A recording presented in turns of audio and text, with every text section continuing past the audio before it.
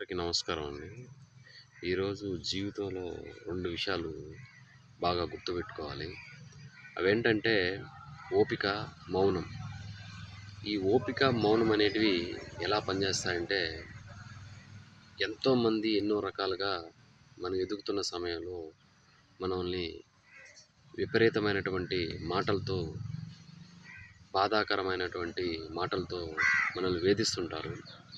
So, అలాంటి వాళ్ళందరికి కూడా మనము సమాధానం చెప్పకుండా చాలా ఓపికగా, మౌనంగా ఉన్నట్లయితే మనం అనుకున్నటువంటి విషయంలో విజయమైతే సాధించి తీరుతాము.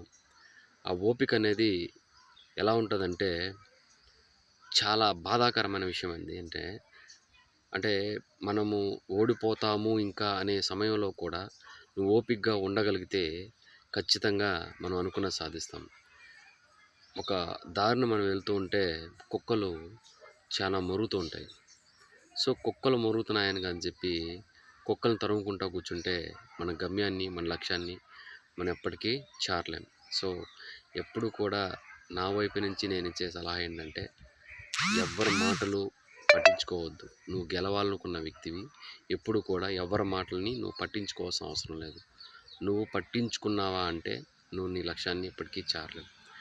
నువ్వు ఎంత ఎత్తెదిగినా, నువ్వు ఎంత డౌన్ ఫాల్ అయినా కూడా మనుషులు నిన్ను అవహేళన చేస్తుంటారే తప్ప నిన్ను గెలిపించాలని, నిన్ను ఇంప్రూవ్ చేయాలని ఎవరైతే అనుకోరు. సో, అలాంటి మనుషుల మధ్య నువ్వు బ్రతికేటప్పుడు నువ్వు నేర్చుకోవాల్సిన విషయం ఏందంటే ఓపిక, ఓర్పు, మౌనం.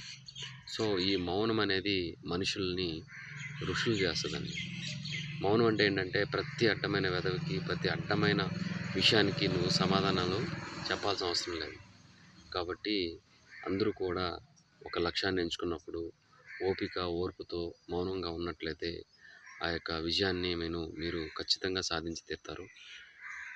నా వైపు నుంచి నేను చెప్పేది ఏంటంటే ఈ ఓపికగా ఉండడము, ఓర్పుగా ఉండడము అనేది చాలా కష్టమైన విషయమే. ఎందుకంటే చాలామంది మన యొక్క మనస్సుని గాయపరిచే విధంగా మాట్లాడతారు. అయినా కూడా మనం తిరిగి వాళ్ళకి సమాధానం చెప్పకుండా మనం మౌనంగా ఉండగలిగితే దాన్ని మనం సాధించాలి. అంటే ఒక విజయాన్ని సాధించే ముందు మనం సాధించాల్సిన విషయం ఏందంటే ఓపికగా ఉండడము, అదేవిధంగా మౌనంగా ఉండడం.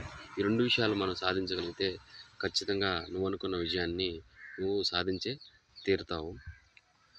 ఇంకా కూడా చాలామంది చాలా కాంపిటేటివ్ ఎగ్జామ్స్‌లో ప్రిపేర్ అవుతుంటారు. కొంతమందికి ఓపిక నశించిపోతుంది. ఇంకా ఏంట్రా మనకు ఇంత ఏజ్ వచ్చేసింది, ఇన్ని ఇయర్స్ అవుతుంది. కానీ నువ్వు అనుకున్న లక్ష్యాన్ని నువ్వు వదలనంత వరకు ఆ లక్ష్యాన్ని ఖచ్చితంగా సాధించే తీరతావు. ఇది సత్యము. థ్యాంక్ యూ అండి. Thank you very much.